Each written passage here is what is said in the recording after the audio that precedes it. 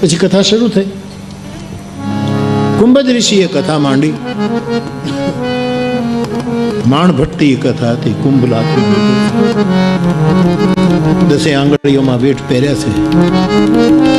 આપણા ધાર્મિક બાપા પંડ્યા જેમ માણભટ્ટ કથા કરે છે, પ્રેમાનંદી પરંપરા, માણભટ્ટીય પરંપરા, એમ કુંભજે કથાનો રામ કથા કુંભજ ઋષિએ સંભળાવીને શંકર ભગવાને પરમ સુખથી એ કથાનો માણી.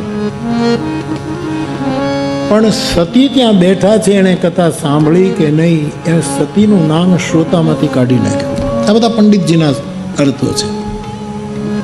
બેઠા છે કથામાં, પણ એને કથા સાંભળી નહીં. એને કથા સાંભળી નહીં એટલે પરમ સુખથી વંચિત રહી ગયા. આ બહુ જ યોગ્ય નિર્દેશન, યોગ્ય માર્ગદર્શન કે કથામાં આપણે બેઠા તો હોઈએ પણ બધા શ્રવણ, અહીંયા તો બધા શ્રવણ કરે છે, પણ બધા શ્રવણ કરે એવું ઘણી વખત હોતું પણ નથી. અથવા તો શ્રવણ કરે પણ શંકરના જેવું પરમ સુખ પૂર્વક કરે એવું પણ નથી હોતું. તો સતી એમાં આવ્યા. એને સાંભળ્યું નહીં, સુખ અનુભવ કર્યો નહીં, પરિણામે શ્રોતાના દાયરામાંથી એનું નામ કાઢી નાખ્યું.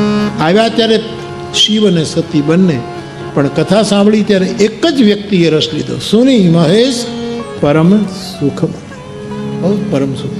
કથા પૂરી થઈ. હવે શંકર ભગવાનને થયું કે મારે અમને કંઈક દક્ષિણા આપવી જોઈએ, પત્ર પુષ્પ કંઈક મહાત્માને. એમણે કથા સંભળાવી તો આપણે કંઈક આપવું જોઈએ. હું મારી રીતે આપી દઉં અને પછી એને કંઈ વ્રત હોય, પછી ના પણ ન પાડી શકે અને એનો વ્રત ભંગ થાય. એના કરતાં શિવજીએ પૂછ્યું કે મહાત્માજી, આપે અમને કથા શ્રવણ કરાવી, અમે આપની શું સેવા કરીએ, પત્ર પુષ્પ. ત્યારે કુંભજ ઋષિએ કહ્યું, મહારાજ કથાની દક્ષિણા તો રામ ભક્તિ જ હોઈ શકે. આપ મને રામ ભક્તિની દક્ષિણા આપો. ઋષિએ ભગવાનની ભક્તિ વિશે પૂછ્યું છે અને કહી શંભુ અધિકારી પાઈ, ભક્તિનું વરદાન આપ્યું છે. આમ કથા સાંભળતા અને ભક્તિની વાતો કહેતા થોડો સમય શિવ અને સતી કુંભજના આશ્રમમાં રોકાયા. આ કથા યાજ્ઞવલ્ક ભરદ્વાજજીને પ્રયાગમાં કહે છે. હવે શંકર ભગવાને વિદાય અને કુંભજ ઋષિએ વિદાય આપી અને દક્ષ કન્યા પાછા આવ્યા. ત્યારે જગજનની ભવાની, આટલું મોટું સન્માન, પણ કથાનો અનાદર કર્યો એટલે કથામાંથી નામ કાઢી નાખ્યું. અને વિદાય લીધી ત્યારે જગજનની ભવાની નહીં, દક્ષ કુમાર, બુદ્ધિમાન બાપની બેટી કથા સાંભળ્યા વગર પાછા ફરે છે. અને એ અવસર એ હતો, ત્રેતાયુગ હતો. ભગવાન રામનો અવતાર થઈ ચૂકેલો. ભગવાન 14 વર્ષ વનવાસી હતા. સીતાનું અપહરણ થયું છે અને રામ લક્ષ્મણ જાનકીના વિરહમાં રુદન કરતા કરતા સીતાની શોધ કરી. એ પ્રસંગે શિવ અને સતી કથા સાંભળી કૈલાસ જતા દંડકારણ્યમાંથી પસાર થયા. લીલા ચાલતી હતી ભગવાન રામની. સર્વજ્ઞ શિવ જાણી ગયા કે જેની કથા સાંભળીને અમે જઈએ છીએ એ પરમાત્માની લીલા તો ચાલુ જ. મને મારા પ્રભુના દર્શન થઈ જાય તો કેમ? દર્શનની લાલસા જાગી છે. શંકર પુર અતિ છો સતી ન જાનહી મર, તુલસી દર્શન લો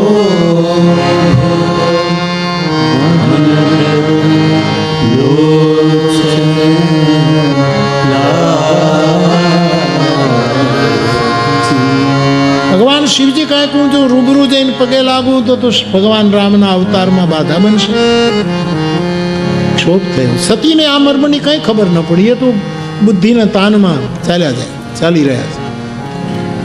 તુલસી દર્શન ભગવાન શંકરને દર્શનનો જો ભાઈ દર્શનનો લોભ હોય ને એ શિવ તત્વ છે, અને બીજા લોભ હોય ને એ જીવ તત્વ છે. કથા શ્રવણનો લોભ જાગે તો શિવ તત્વ છે કે મારે હજી કથા સાંભળે. બીજે લોભ, જે બીજા લોભ આપણે હોય છે એ બધા જીવ તત્વ છે. તુલસી દર્શન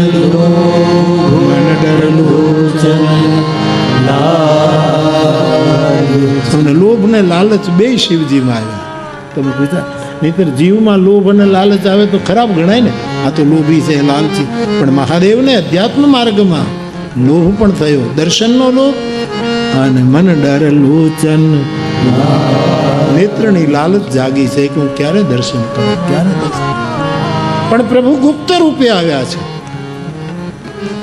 દૂરથી ભગવાન રામના દર્શન મહાદેવે કર્યા અને ભગવાન શંકરે દૂરથી કોઈ પણ સંકેત કર્યા વગર હે સચ્ચિદાનંદ, હે જગપાવન, આમ દૂરથી પ્રભુને પ્રણામ કર્યા. સતીના મનમાં સંદેહ ઉત્પન્ન થયો કે ભગવાન શંકર સચ્ચિદાનંદ કહી અને આ બે જણ જાય છે, એમાં કોઈ ખોવાઈ ગયું છે, એના વિરોધમાં એ રડે છે ને એને સચ્ચિદાનંદ કહીને પ્રણામ કર્યા. શંકર સતીના મનમાં સંદેહ ઉત્પન્ન થયો.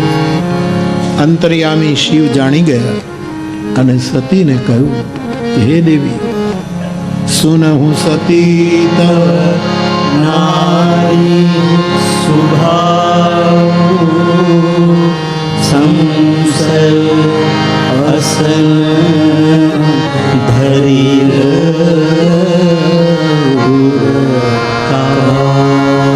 દેવી, તમારો સ્ત્રી સ્વભાવ છે. આ સંશયને તમે ધારણ ન કરો, આવો સંશય ન કરો. અને સંશય બુદ્ધિમાં હોય ત્યાં સુધી બહુ તકલીફ નથી, પણ એ સંશય જ્યારે હાડમાં ઉતરી જાય, હૃદયમાં આવે, પછી એનું નિરાકરણ બહુ મોટો ભયંકર રોગ છે આ સંશય. ભગવદ્ ગીતા તો આ રોગનું નિરાકરણ મૃત્યુ જ બતાવે છે, આ સિવાય કોઈ નહીં.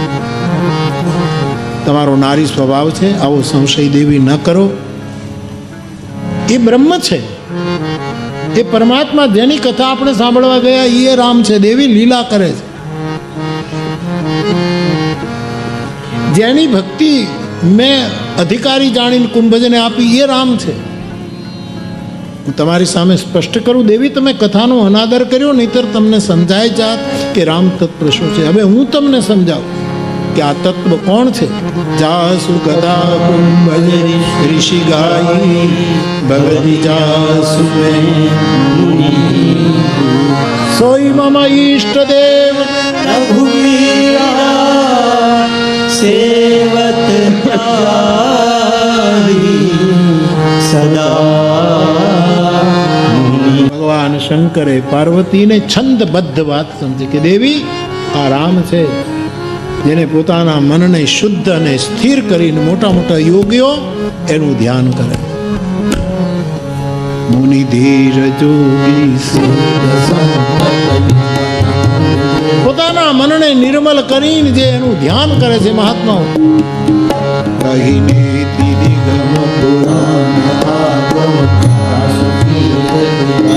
વેદ પુરાણ શાસ્ત્રો વર્ણન કરીને છેલ્લે એમ જ કહે કે નેતિ તમે આવાય નહીં, તમે આવાય નહીં, અને ચૂપ થઈ જાય.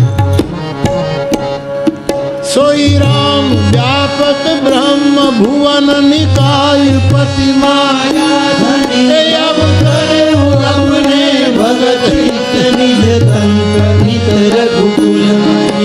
એ વ્યાપક તત્વ અત્યારે વ્યક્તિનું રૂપ લઈને લીલા કરે છે. દેવી શંકા ન કરો, એ બ્રહ્મ છે.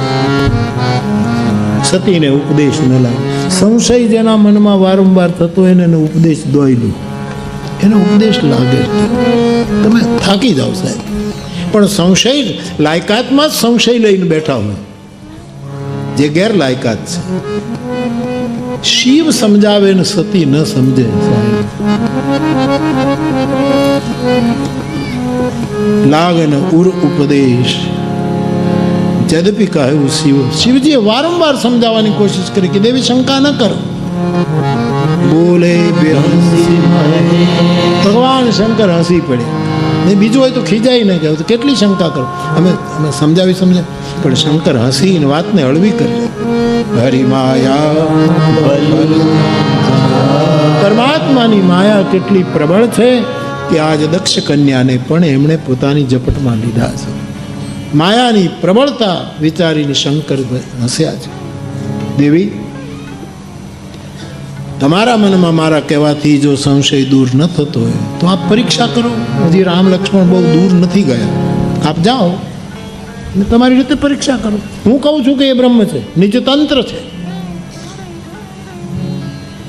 આપ નક્કી કરો. સતીને આ વાત ગમી. બુદ્ધિ પ્રધાન વ્યક્તિને પરીક્ષાથી જ કબૂલ કરવું હોય.